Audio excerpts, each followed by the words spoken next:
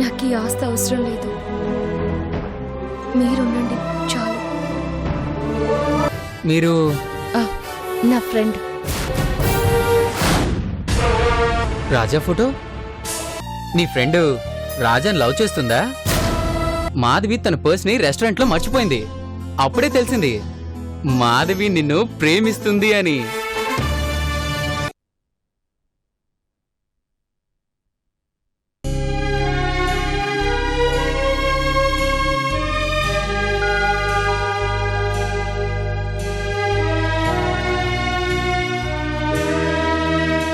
ఏమండి, కాఫీ. లలి, ఎందుకు లలి ఇంకా నీకు కష్టం? నా కష్టం చూసి కరిగిపోయి నీకు చేసిన ద్రోహాలన్నీ మర్చిపోయి ఇంతకాలం నాకు చేసిన సేవలు చాలు. చాలని నాకు అనిపించటం లేదు. నాకనిపిస్తుంది లలి, నువ్వు నా కళ్ళ ముందు తిరుగుతుంటే నేను చేసిన తప్పులు కళ్ళ ముందు తిరుగుతున్నట్టు అనిపిస్తుంది.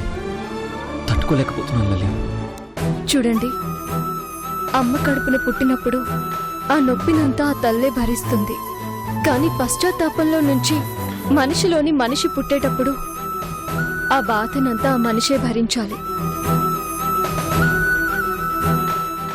అది కష్టంగా అనిపించినా తర్వాత చాలా సంతోషంగా ఉంటుంది. లేదు లల్లి, నేను చేసిన ద్రోహం, నిన్ను పెట్టిన కష్టాలు నేను ఎప్పటికీ మర్చిపోలేను. కష్టపడి నేనే మర్చిపోయాను. మీరు మర్చిపోవడం పెద్ద కష్టమేం కాదు.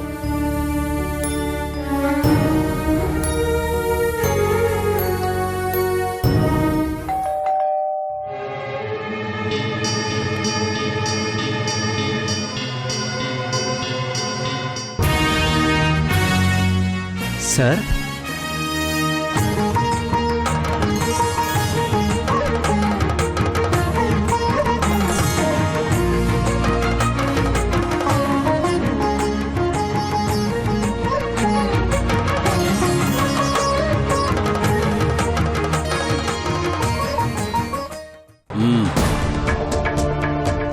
Well done my bye.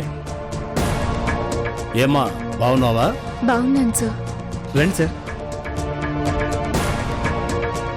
Please have your seat sir. నువ్వు మళ్ళీ రికవర్ అయ్యావని తెలిసి చాలా సంతోషించాను అశోక్. అమ్మాలల్లి, మొత్తానికి నీ మాట నిలబెట్టుకున్నావు. మళ్ళీ నీ భర్తను తిరిగి నడిపిస్తున్నావు. ఇందులో నా గొప్పతనం ఏముంది సార్? నేను తోడున్నానంతే. కష్టమంతా ఆయనదే. నడవాలి నడవాలి అని తపన పడ్డారు, నడుస్తున్నారు. Anyhow, congratulations Ashok. ఎందుకు సార్? ఒకప్పుడు ఫిజికల్గా నువ్వు పనికిరావని డిపార్ట్మెంట్ నిన్ను డిస్మిస్ చేసింది. కానీ నువ్వు రికవరీ అయ్యావని తెలిసాక డిపార్ట్మెంట్కు నువ్వు చేసిన సేవలు దృష్టిలో ఉంచుకొని నీ ఫైల్ని మళ్లీ పై వాళ్లకు పంపించడం జరిగింది.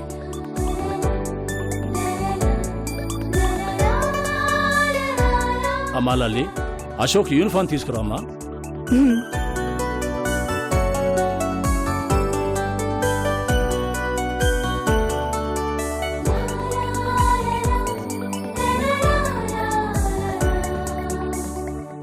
పైవాళ్ళు నీ మీద సానుభూతితో నీ డిస్మిస్ను ఎత్తివేస్తూ మళ్లీ నిన్ను సర్వీసులోకి తీసుకోవలసిందిగా ఉత్తర్వులు జారీ చేసింది.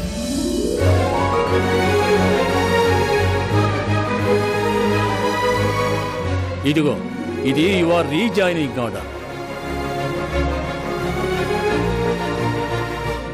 ఆ రోజు ఇదే చేత్తో నీకు సస్పెండ్ ఆర్డర్ ఇచ్చాను. అప్పుడు నా యూనిఫామ్ నాకు దూరం చేయొద్దు అని బాధపడ్డావే, అది ఇంకా నాకు గుర్తుంది అశోక్. అందుకే ఇదిగో నా చేతులతో తిరిగి నీకు ఈ యూనిఫామ్ ఇస్తున్నా, తీసుకో.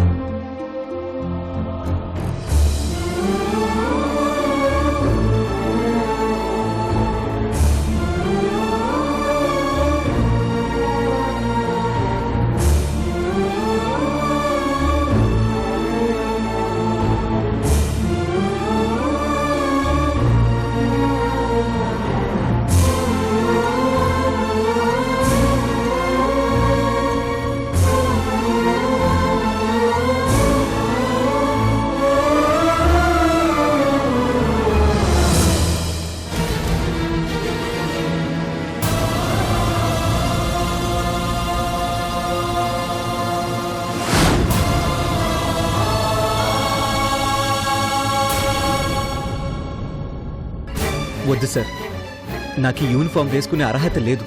అశోక్, ఇది ఎవరికీ రాని మంచి అవకాశం.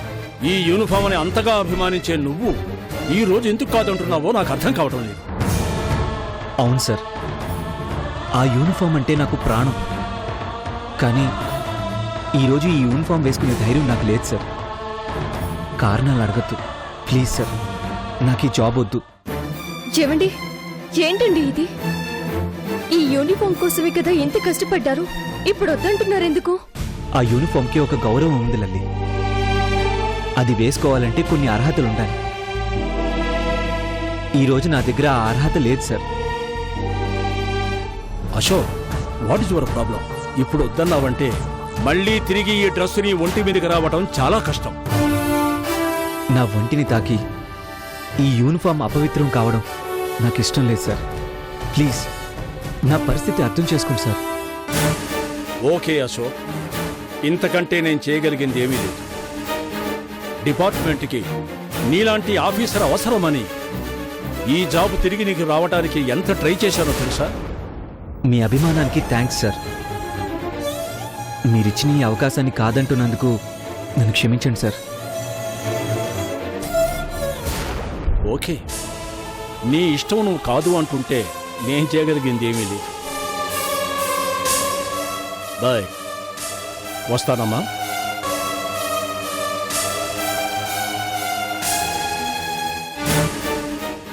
ఏమైందండి మీకు? మీరు ఎంతగానో ఇష్టపడిన జాబ్ మళ్ళీ మిమ్మల్ని వెతుక్కుంటూ వస్తే వద్దన్నారే? అవును, ఇది నాకెంతో ఇష్టమైన జాబ్. నేను కలలు కని సంపాదించుకున్న జాబ్. కానీ ఈ యూనిఫామ్ వేసుకుని చేయకూడని తప్పులు చేశాను. నా యూనిఫామ్ని నేనే అగౌరవపరిచాను. అందుకే ఈరోజు యూనిఫామ్ చేస్తుంటే భయమేస్తుంది లల్లి. ఈ యూనిఫామ్ నేరస్తుల్ని శిక్షించడానికి వేసుకోవాలి, నాలాంటి నేరస్తులు వేసుకోకూడదు. అందుకే నా ప్రాణాన్ని నేనే వదులుకున్నాను.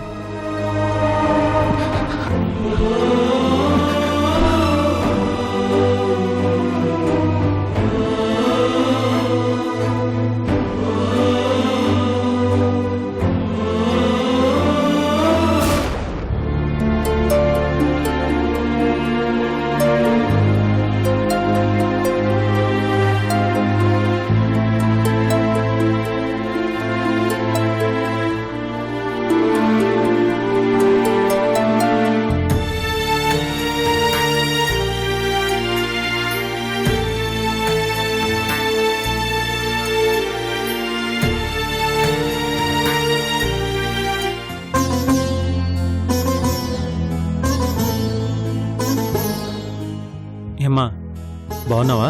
బావున్నానండి. రాజా ఎలా ఉన్నాడమ్మా? మీ చందులాగే ఉన్నాడు.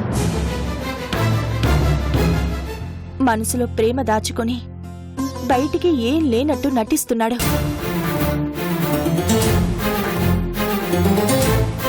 పెద్దవాళ్ళు మీకు చెప్పేంత దాన్ని కాదు,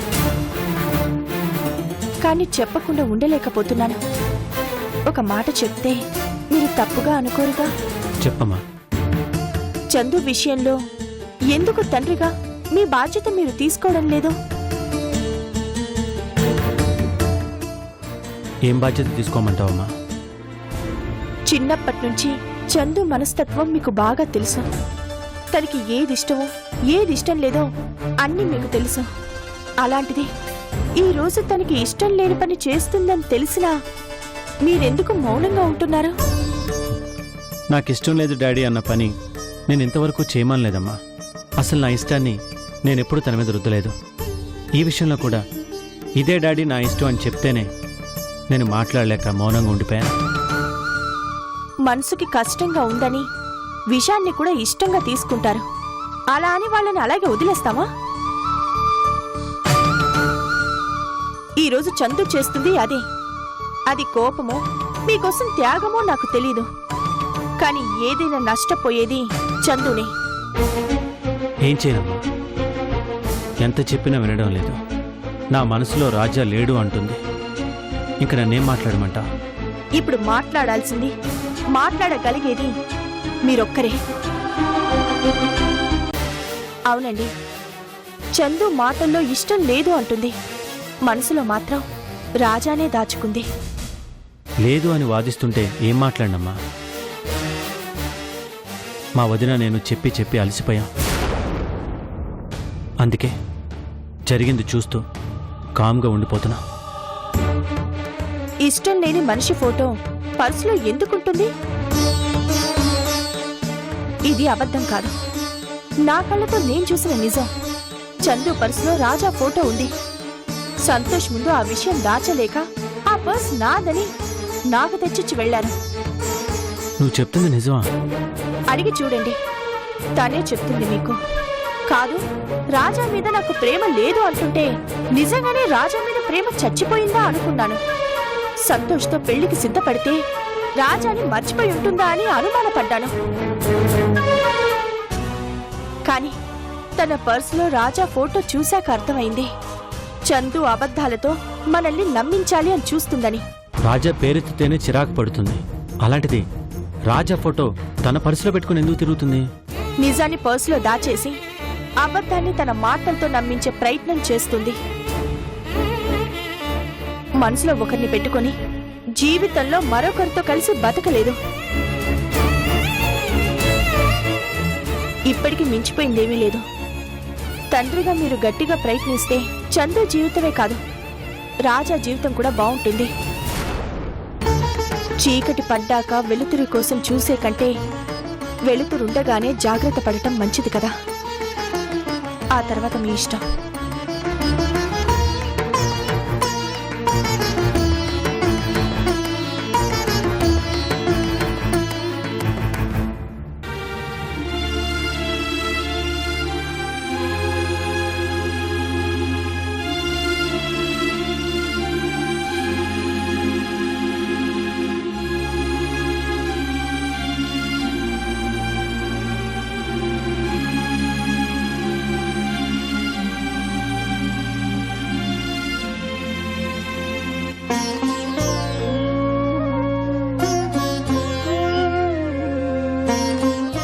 దేని గురించి అమ్మ ఆలోచిస్తున్నావు?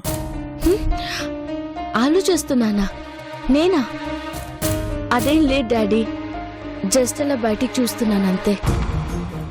నువ్వు చూస్తున్న చోట నీ పర్సులోంచి కింద పడిన రాజా ఫోటో కనిపిస్తుంది కదూ?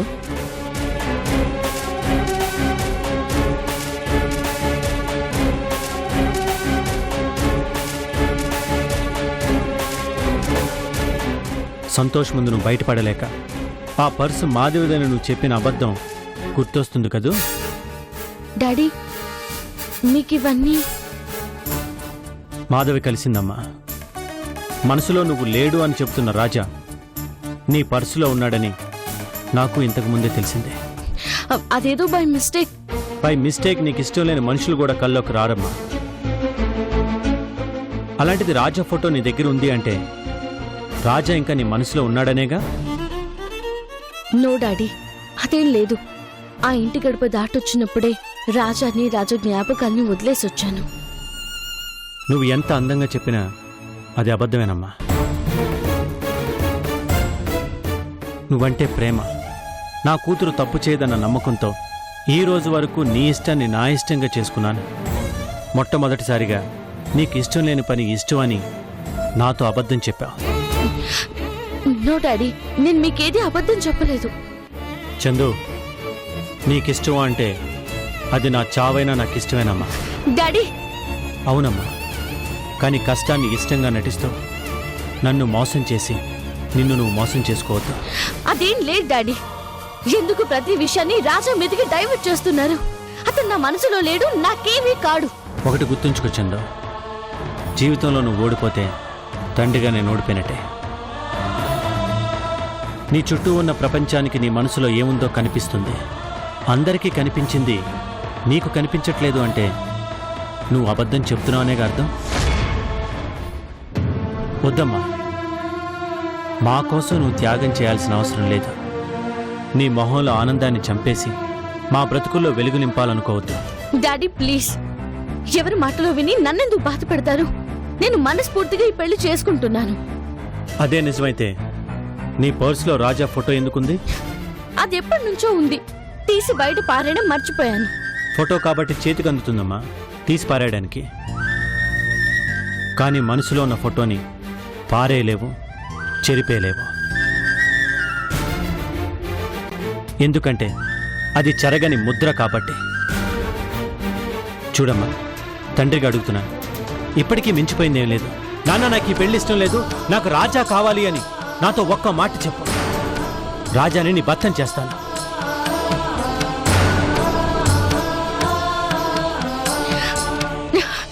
రాజా రాజా రాజా, ఎవరి రాజా?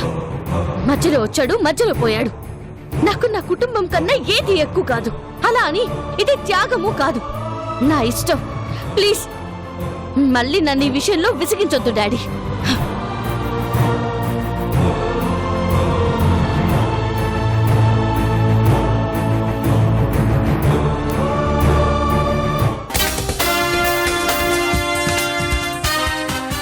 ఇప్పటి వరకు అసోసియేషన్ పేరుతో మనందరం కలిసి ఉన్న ఎవరి బిజినెస్ వారిది. అలా చేయటం వల్ల లాభం నష్టం ఎవరికి వాళ్లే భరించాల్సి వస్తుంది. అందుకే అందరం కలిసి సిండికేట్గా ఏర్పడి బిజినెస్ ని స్టార్ట్ చేద్దాం. నలుగురు కలిస్తే ఎంత పెద్ద వెంచర్నైనా ప్లాన్ చేయొచ్చు. మన స్టేట్లో ఇప్పటి వరకు లేని వెంచర్స్ ని ప్లాన్ చేయొచ్చు. అటు హై క్లాస్ నుంచి ఇటు లో క్లాస్ వరకు అందరినీ టార్గెట్ చేయొచ్చు. 10 లక్షల నుంచి 10 కోట్ల వరకు అందరికీ అందుబాటులో ఉండే విధంగా వెంచర్స్ ని డిజైన్ చేద్దాం.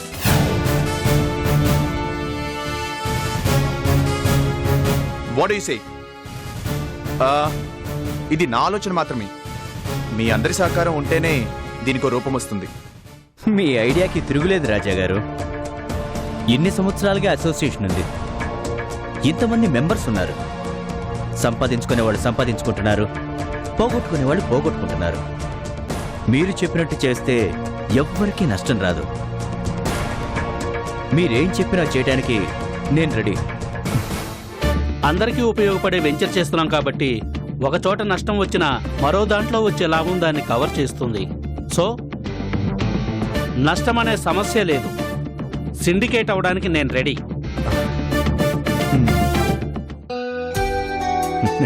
ఇంకేంటి రాజా గారు, అందరికీ ఓకే. మీరు వెంచర్ డిజైన్ చేయండి, మిగిలిన విషయాలు అన్నీ నేను దగ్గరుండి చూసుకుంటాను. నా మీద ఇంత నమ్మకం వచ్చినందుకు మీ అందరికీ థ్యాంక్స్. త్వరలోనే మన వెంచర్ స్టార్ట్ చేద్దాం. రాజా గారు, ఇక నుంచి నేను మీకు టచ్లో ఉంటాను. Okay, thank you very much.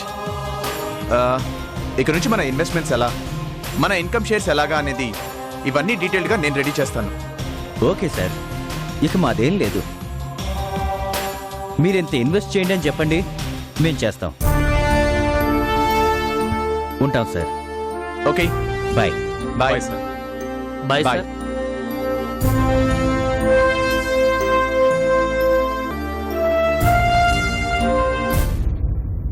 Sir, మీకోసం నరేంద్ర గారు వచ్చారు సార్. అవునా? వచ్చి ఎంతసేపు అయింది? జస్ట్ ఇప్పుడే 10 నిమిషాలు అయింది సార్. లోపలికి పంపించండి. సార్,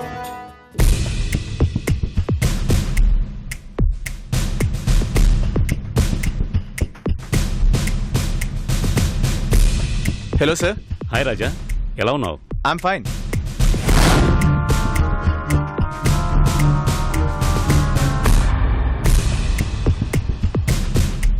రామ్ ప్రసాద్ గారు మాత్రం మిమ్మల్ని వదిలిపెట్టట్లేదుగా? ఎలా వదిలిపెడతారు? బంధువులం కదా. అవునులేండి, అది కాకుండా ఎలాగూ ఫ్రీగా ఉంటున్నారు. మీతో ఇలా తిరుగుతూ ఉంటేనన్నా బిజినెస్ టచ్ పోకుండా ఉంటుంది. అదేమన్నా గోడకేసే పెయింట్ పోవడానికి? నీ వయసు నుంచి ఈ వయసు దాకా బిజినెస్ లో పండిపోయాం. అవును పాపం, అందువల్లే రాలిపోయారు.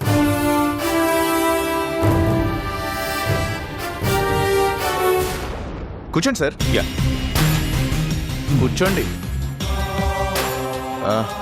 ఇంకేంటి సార్, ఏ పని మీద వచ్చారు? నీ దగ్గరకు వచ్చామంటే పని మీద కదా వచ్చేది. భలేవారు సార్. ఎనీ టైం నా నుంచి మీకు ఏ హెల్ప్ కావాలన్నా నేను చేస్తాను. నాకు శ్రమ లేకుండా పర్మిషన్స్ అన్నీ తెప్పించావు. నా వెంచర్కి రూట్ క్లియర్ చేయించావు. ఆ వెంచర్ని మంచి ముహూర్తం చూసి స్టార్ట్ చేద్దాం అనుకుంటున్నాను. మరి అది చూసుకునేది ఎవరు సార్? ఎవరో ఏముంది, రాంప్రసాద్ గారే చూసుకుంటారు. రామ్ ప్రసాద్ గారా? గారా అంటే ఏ మాకు తెలియని బిజినెసా? చూడండి, మీరు ఈ ఫీల్డ్లో ఉన్నప్పుడు సిమెంట్ ధర 230 రూపాయలు, ఇప్పుడు 300 దాటింది. అలా ప్రతి విషయంలోనూ మార్పు వచ్చింది. ముఖ్యంగా టెక్నాలజీ మారింది, మ్యాన్ పవర్ తగ్గిపోయింది.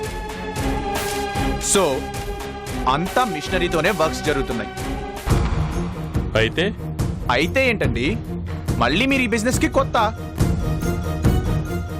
నరేంద్ర గారు ఫస్ట్ టైం ఇండియాలో బిజినెస్ స్టార్ట్ చేయబోతున్నారు. ఆయన నష్టపోకూడదు కదా. నువ్వు చెప్పేది పాయింటే రాజా. మరి ఇప్పుడు ఏం చేద్దామంటావు?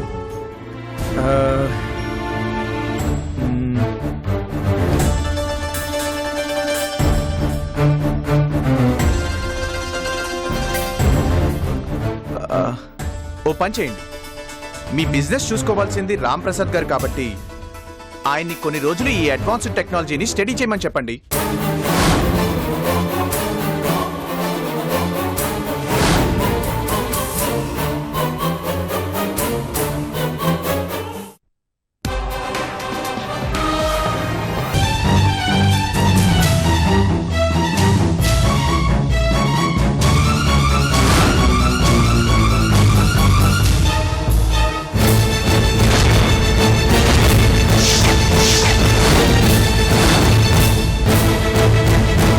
నా ఆనందంలోనే బాలు బ్రతికున్నాడంటే